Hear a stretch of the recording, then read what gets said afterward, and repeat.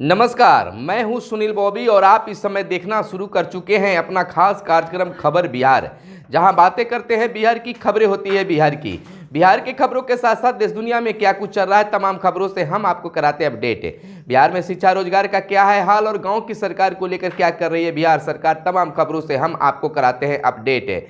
हम आपको बता दें कि बिहार में इन दिनों सियासत काफ़ी तेज है, यानी कि बिल्कुल सियासत गर्म हो गई है।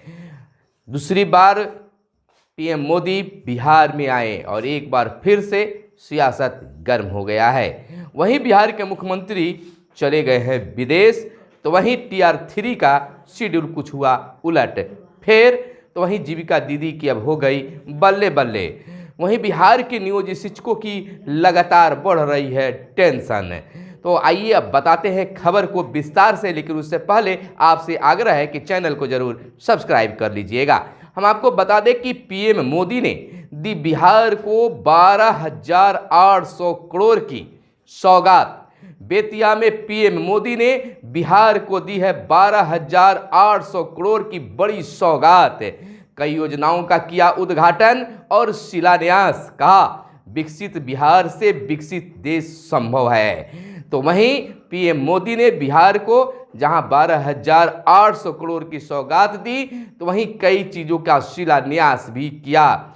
लालू परिवार पर भी मोदी का जंगल राज वाला प्रहार हुआ। पीएम मोदी ने एक बार फिर बिहार के दौरे पर थे, 5 दिन में दूसरी बार बिहार आए पीएम मोदी ने बेतिया में अरबों की विकास योजनाओं की सौगात दी। तो वहीं लालू प्रसाद यादव की ओर से पीएम के परिवार नहीं होने को लेकर भी लालू फैमिली पर जोरदार प्रहार किया है। तो वहीं हम आपको बता दें कि पीएम मोदी ने कहा कि बिहार वह धरती है जिससे सदियों तक देश का नेतृत्व किया है, जिसने एक से बढ़कर एक प्रतिभावान व्यक्तित्व दिए हैं। जब जब बिहार समृद्ध रहा है तब भारत समृद्ध रहा है, इसलिए विकसित भारत के लिए बिहार विकसित होना बहुत ही जरूरी है। तो बेतिया में प्रधानमंत्री थे। वहीं 16 मार्च को होने वाली शिक्षक बहाली फेज 3 की परीक्षा स्थगित, 15 मार्च को अपने समय पर होगी परीक्षा। तो यह बड़ा बदलाव किया गया है TR3 को लेकर। तो वहीं पश्चिमी चंपारण में उप मुख्यमंत्री सम्राट चौधरी ने कहा कि लोग कहते हैं कि राजनीति में पीएम मोदी का परिवार नहीं है। लोगों के अनुसार राजनीति में उनका बेटा बेटी पत्नी उतरे, लेकिन पीएम मोदी के लिए 140 करोड़ देशवासी और 14 करोड़ बिहार के लोग ही पीएम का परिवार है। तो सम्राट चौधरी के बड़े बयान के बाद चर्चा बन गई है। तो वहीं शिक्षा विभाग और राजभवन के बीच तकरार, जाते जाते के पाठक ने खेल दी है एक बड़ा खेल। कर्मियों और अधिकारियों को नहीं मिला वेतन और पेंशन। SC के पाठक ने विश्वविद्यालयों के खाता संचालन पर लगा दी है थी रोक। तो अब यह सियासत यह भी तेज हो गई है। आखिरकार बिहार के मुख्यमंत्री शांत क्यों हैं, क्यों नहीं संज्ञान ले रहे, यह भी चर्चा में बना हुआ है। वहीं बिहार के नियोजित शिक्षकों की अब टेंशन लगातार बढ़ रही है।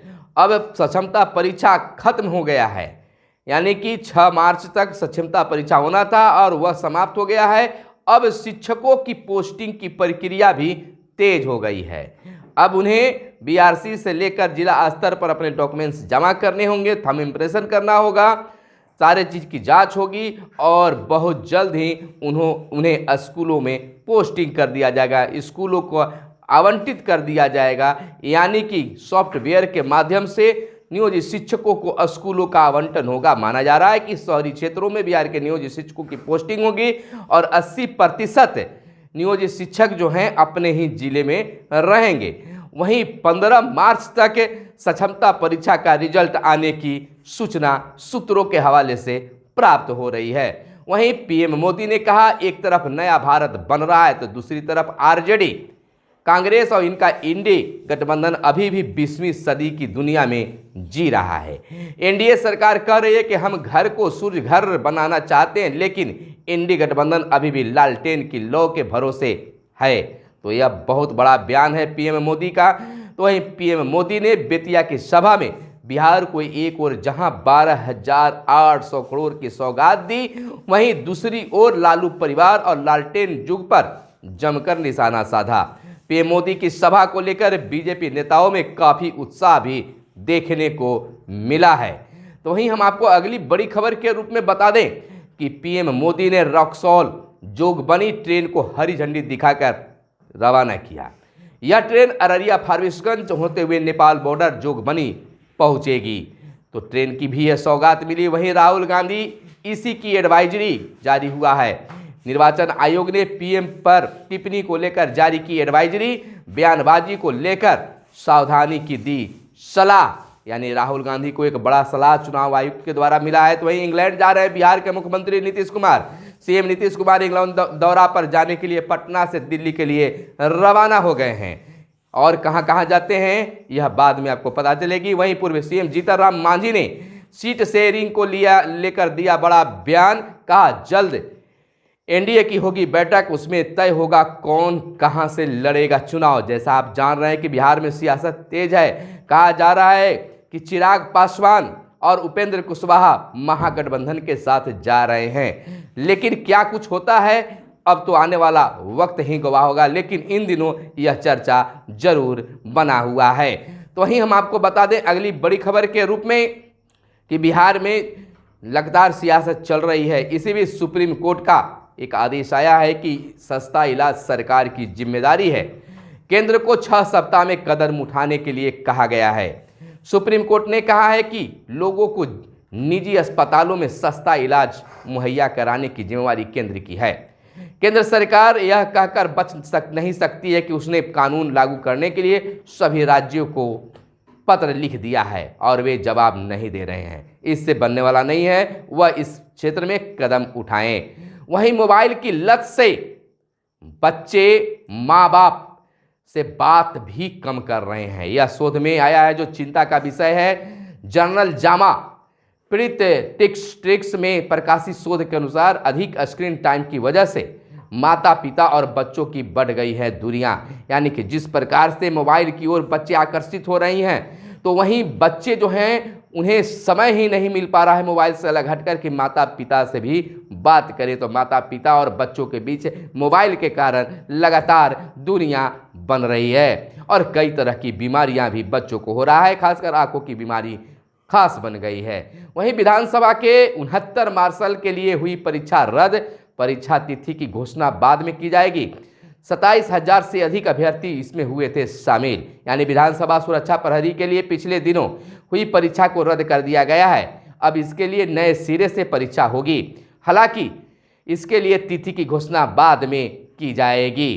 तो वहीं अगली बड़ी खबर यह है कि बिहार के 74 लाख छात्रों के खाते में राशि भेजी गई। 2,30,000 विद्यार्थियों को साइकिल के लिए राशि दी गई।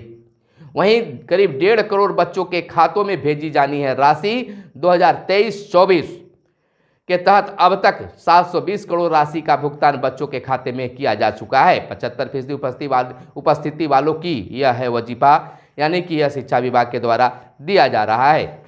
वहीं निर्मला सीतारमण का एक बड़ा बयान आया है कि ग्रामीण महिलाएं योजनाओं से बन रही हैं आत्मनिर्भर। वित्त मंत्री निर्मला सीतारमण क्रेडिट आउटरीच कार्यक्रम में सारण पहुंची थी और इस बार महिलाओं को लेकर बड़ा बयान दे दिया है। वहीं हम आपको बता दें लोकसभा चुनाव को लेकर तेजस्वी यादव का बड़ा बयान आया है। उन्होंने कहा है कि लोकसभा चुनाव में महागठबंधन चौंकाने वाला रिजल्ट देगा। यानी कि नेता प्रतिपक्ष तेजस्वी यादव ने कहा है कि लोकसभा चुनाव में महागठबंधन चौंकाने वाला रिजल्ट देगा। वहीं आयुष्मान कार्ड पर सरकारी से दोगुना निजी अस्पतालों में इलाज। निजी अस्पतालों में 5.66 लाख और सरकारी में 3.81 लाख ने इलाज कराया है। तो आयुष्मान कार्ड फिलहाल बन रहे हैं, इस पे आप भी भागीदारी लें। वहीं जल जीवन हरियाली से भूजल स्तर सुधरा है, यह कहना है ग्रामीण विकास मंत्री श्रवण कुमार का। तो इस पर एक कार्यक्रम भी किए गए। तो वहीं बिहार में नहीं सुलझ रहा है सीट बंटवारे का पेच। बदले गठबंधन के कारण एनडीए में नए सिरे से सीटों का हो रहा है चयन। तो यह सीट बंटवारा के लिए काफ़ी चर्चा बढ़ रही है। वहीं निर्मला सीतारमण ने कहा कि प्रधानमंत्री मोदी की गारंटी ही काफ़ी है। केंद्रीय वित्त मंत्री छपरा के जेपी विश्वविद्यालय परिषद में क्रेडिट आउटरीच कार्यक्रम में हुई शामिल। बोली महिलाएं छोटे व्यवसाय में बनेगी अब भागीदार, यानी महिलाओं के लिए बड़ी कदम केंद्र सरकार उठाने जा रही है। वहीं आपको बता दें कि सबसे ज़्यादा जोखिम वाले 50 में बिहार के 14वें जिले। मौसम में बदलाव से भूस्खलन, अचानक बाढ़, सूखे जैसे बन रहे हैं हालात। तो यह है मौसम का हाल, लगातार बिगड़ते जा रहे हैं। वहीं निर्मला सीतारमण वित्त मंत्री ने कहा है कि 5 वर्षों में सभी जीविका दीदियां बनेगी अब लखपति। सम्राट चौधरी और विजय सिन्हा होता रहा इंतजार, नहीं पहुंच पाए।